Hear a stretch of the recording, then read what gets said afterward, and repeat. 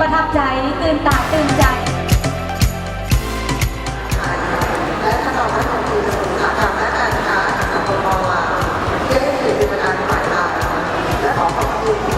ท็อปไทยแบงค์ซึ่งส่งเสริมการค้าระหว่างประเทศของพาณิชย์ร่วมกับกระทรวงการค้า